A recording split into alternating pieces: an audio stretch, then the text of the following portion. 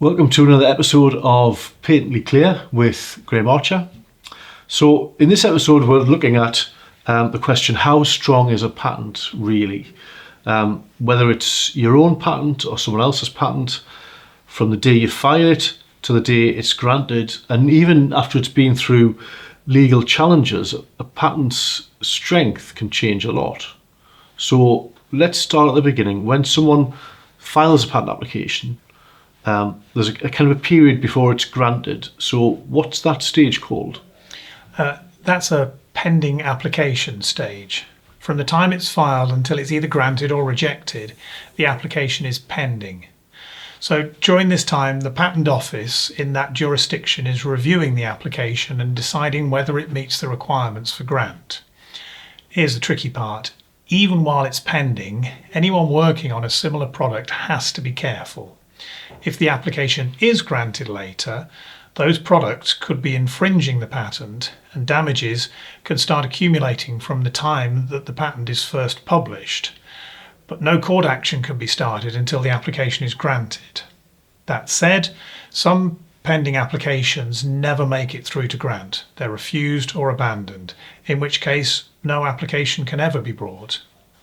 Okay, so a pending application can still have an effect without even being granted. Exactly. They can act as a deterrent. And in some industries, just knowing an application is pending is enough to make competitors back off. In others, it's just ignored until the patent is granted. This is risky because ignoring it could lead to serious damages down the line. But if a pending application already includes claims, shouldn't it be clear what it covers? Well, not quite. Claims almost always change during the examination process. When we first draft them, we claim as broadly as we possibly can.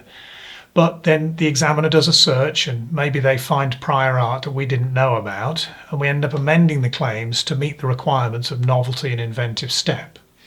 So the claims you see at the start aren't necessarily the ones that make it to the finish line. Okay. So let's say the patent gets granted. We can relax now, right? I wish it was as simple as that. Even granted patents vary in strength, meaning how vulnerable they are to attack. So here's a rough hierarchy. If a patent has just been granted, some patents get granted after relatively light examination. Maybe the arguments weren't that strong, but the examiner accepted them. These are vulnerable to attack later on. Then there's granted in multiple jurisdictions. These are stronger because multiple patent offices have each done their own searches, often finding different prior art. If a patent has survived that in every country, it's more robust. Then there's also granted and opposed. At places like the European Patent Office, third parties can file an opposition within a certain period after grant. And oppositions are serious. The challengers often have big incentives to dig into the prior art that the examiner might have missed. And the cases are reviewed by a panel that includes senior examiners. And then lastly, there's litigated and survived. So this is the ultimate stress test.